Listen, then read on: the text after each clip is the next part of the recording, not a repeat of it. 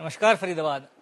आज हम पहुंचे हैं सेक्टर 12 कोर्ट में और आज एक ऐसे शख्स से आपको मिलाएंगे जो लगातार मिल रही धमकियों से परेशान है और बार बार शिकायत देने के बावजूद भी कोई सुनवाई नहीं हुई है। खेड़ी थाना का मामला है और खेड़ी थाने में जब से वो शिकायत देते हैं तो सीआईए से कंप्लेंट उन्हीं के नाम आती है कि वो आपके खिलाफ ही मामला है। तो एक तरफ जो सरकार कहती है, सरकार के जो मंत्रीगण हैं, विधायक हैं, वो कहते हैं कि निष्पक्ष कार्रवाई होती है। पुलिस में आप जाओगे तो आपकी एफआईआर मतलब फर्स्ट इन्फॉर्मेशन रिपोर्ट वो ज़रूर होगी। लेकिन दिनेश जी हैं हमारे साथ। दिनेश जी कहाँ रहते हैं? मैं जी खेड़ी पुल बजीरपुर रोड पे मेरी शॉप है। अच्छा, कितने टाइम से भटक रहे हो? ये खेड़ी थाने में जो मामला आपने जो कंप्लेंट दे रखी है, कोई कार्रवाई नहीं हुई, क्या है? 4 महीने हो चुके जी। 4 महीने से हो रहे हैं, कोई सुनवाई नहीं हो रही। कोई भी पुलिस के धक्के, पुलिस वाले थाने में जाते हैं तो पुलिस वाले कह देते हैं तुम्हारे नौकर लग रहे हैं। हाँ, उल्टी सीधी गाली गलौज करके कभी कभी तो उल्टी कोई गाली देते हैं? हाँ, पुलिस वाले उल्टी सीधी शिकायत, आप कंप्लेंट हैं, शिकायत करता है, आप कोई गाली देते? सीधी वैसे धमकी के टाइप से गाली देते हैं, वैसे गाली गंदी गाली नहीं देते। हाँ हाँ हाँ, वापस ले लो। और मेरे को बार बार धमकियाँ मिल रही हैं, कभी फ़ोन पे, कभी रास्ते में चलते हुए रास्ते में क्या फैसला कर लो और नहीं इंजाम बहुत बुरा होगा। और कल भी मेरे पे धमकी आई हुई है, कल भी मेरे को धमकी आई हुई है। तो ये बता दें कि मामला क्या है, जो आपने शिकायत दी हुई है वो क्या मामला है, वो बताएं एक बार। मामला जी, मैंने कुछ 1 साल पार्टनरशिप किया था विमल कंसल के साथ। हाँ, विमल कंसल के साथ पार्टनरशिप किया था, करीब 1 साल करा था। 1 साल के अंदर फिर उसके बाद में ये कहने लगा अलग अलग कर लो। मैंने ठीक है, अलग अलग कर लेते हैं, एक तरफा कर लेते हैं। एक तरफा करने के बाद में हमारी बात हो गई कि वो कह रहा था कि मैं करूँगा, मैंने कर ले वही। फिर वो करने लगा, 10 दिन मार्केट में गया, मार्केट से उसके लड़के के मार्केट ने धक्का मार के बाहर कर दिया कि हम तेरे को नहीं जानते, हम नहीं तेरे से माल ले सकते। और फिर मेरे को बुलाया गया, भाई हम नहीं कर सकते ये काम को, तू ही कर ले। फिर मैंने करा काम, मैंने काम करा था तो इसने हमारा मार्जिन वगैरह का सिस्टम था, कोई 17 लाख कुछ था। तो वो 17 लाख कुछ रहा था। वो कह रहा पहले मेरे पे स्टॉक पड़ा हुआ है, इसको बेचो। वो स्टॉक मैंने ले लिया उससे और काफ़ी स्टॉक ले लिया। फिर मैंने किया मेरे पे पैसे नहीं है और मेरे जो पैसे निकलते हैं उसमें से काट के इस स्टॉक को मेरे को दे दे। तो मेरे को एक दिन लड़के ने मेरी दुकान पे बैठ गया, बुलाया मेरे को, कार्तिक कंसल आया था उसका, विमल कंसल का लड़का मेरी दुकान पे बैठा रहा 1 घंटा। मैंने मना भी करा था, मैंने कल दिन में आएंगे और कल दिन में करेंगे बात, नहीं कि अभी चलना होगा। मैं गया, 1 घंटा वहाँ पे बैठा हुआ था, 1 घंटा बैठा रहा उसके दुकान पे। फिर उसके बाद में मेरे को नीचे बेसमेंट में लेके इतना मारा, मेरे को इतना मारा विमल कंसल ने और कार्तिक कंसल ने, हाँ दोनों ने। और इसकी मैंने कंप्लेंट 112 पे भी कॉल करा था और थाने में, भाई थाने से फ़ोन आया, थाने गया था, खेड़ी थाना है? थाने में। तो मैं वहाँ पे एप्लीकेशन लिख के दी।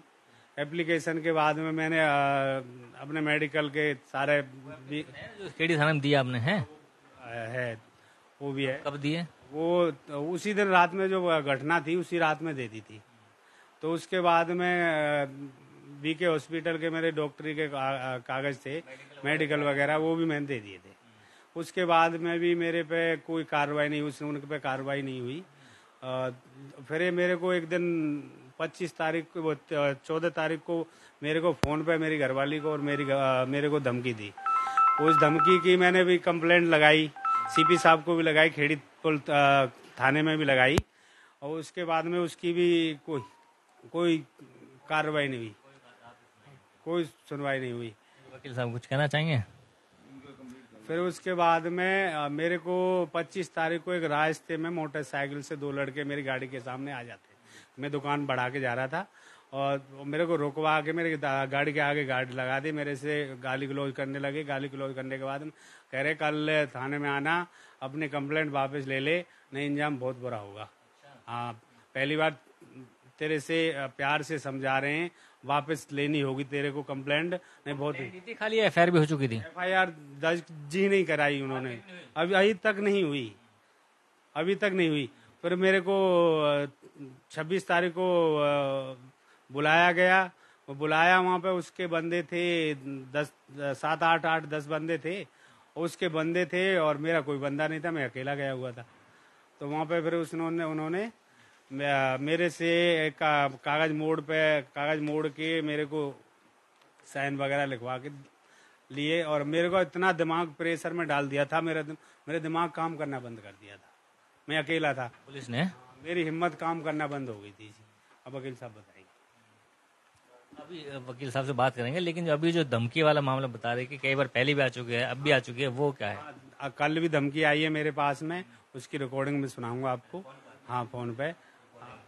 फरीदाबाद जो धमकी आई है इनको, और इससे पहले भी कई बार धमकी मिल चुकी है, वो रिकॉर्डिंग सुनेंगे एक बार। पहले वकील साहब। नमस्कार, क्या नाम है सर? मैं उदयवीर सिंह सिरोही, एडवोकेट। आपका क्लाइंट है, आपके पास काफी टाइम से आ रहा है, क्या एक्चुअल क्या फैक्ट्स हैं इसमें? इसमें बड़े वाइटल पॉइंट्स हैं। इन्होंने बिजनेस किया था मार्केट में, 50% इनका रहेगा, 50% उनका रहेगा। इनका डिस्प्यूट हुआ। इन्होंने डिस्प्यूट के बाद इन्होंने अपना पैसा मांगना शुरू किया, तो विमल कंसल ने अपने बेटे के हाथ इनको बुलवाया रात को 9, और वो अपने पास में इनका ये बेलनो में गए थे अपनी, और पास में उनका गोडाउन है। गोडाउन के बेसमेंट में गोडाउन है एक्चुअली उनका। बेसमेंट में ले जाके इनको मारा। इन्होंने 13 अप्रैल को ही इन्होंने कंप्लेंट लिखवाई। लिखा उसके बाद ये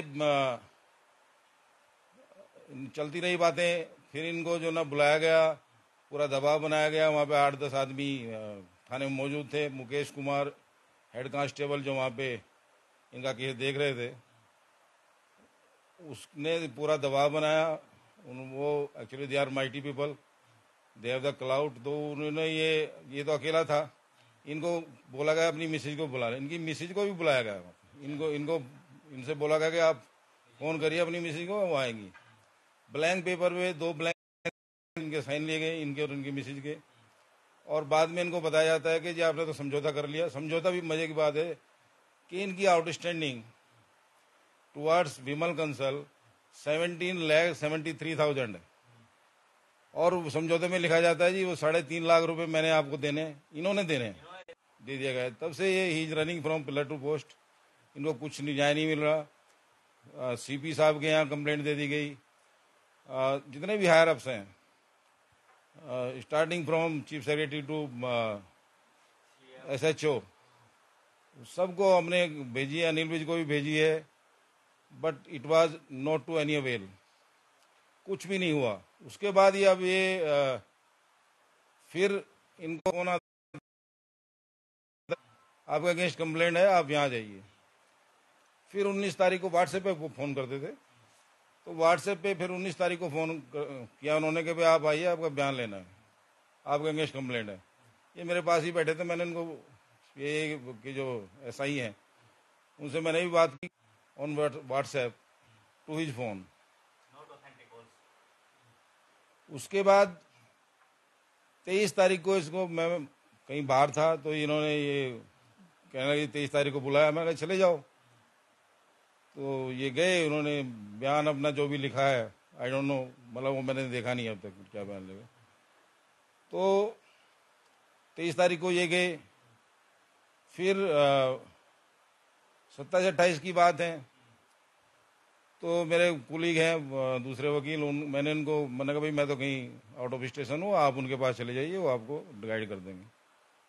उनसे उनकी बात हुई होंगी। उसके बाद इन्होंने 30 तारीख को this Vijay Kumar Khanna sent him the notice 30 अप्रैल कि भाई आपके खिलाफ शिकायत आई है ACP क्राइम को, और and that complain is dated 23 April 2023। Complaint थी तो 23 तारीख की, and he was calling 18th of April. 16 तारीख से कॉल कर रहा है। ही वाज, मतलब उसको सपना आया था। He dreamed of that such complaint will come to him and he will investigate that. What it show? It shows that कि वहां पे कुछ ना कुछ हैंकी पैंकी चल रहा है। देर इज समथिंग, वो उसके इन्फ्लुएंस में काम कर रहे हैं जो हमारा अपोजिट पार्टी है। उसके बाद इसको धमकियां आती रही, सब कुछ विंडो भी बेसिस बना के सारी कंप्लेंट खारिज करते जा रहे हैं कि जिनका तो सिविल एग्रीमेंट का समझौता हो चुका। बल्कि मेरी कंप्लेंट्स, इनकी जो कंप्लेंट्स हैं उसके बाद जितनी भी भेजी गई हैं, they R post that episode कि भाई fearing is for his life and for the life of his family.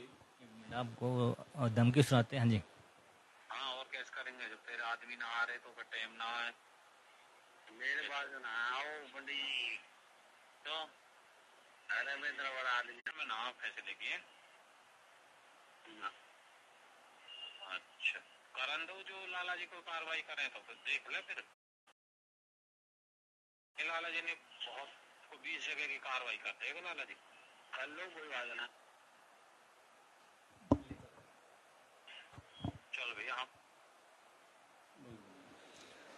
तो फरीदाबाद देख सकते हैं किस तरह। हाँ जी। टेंशन है कि 12 आदमी का क्यों हो रहा है, ये तो डरा हुआ है।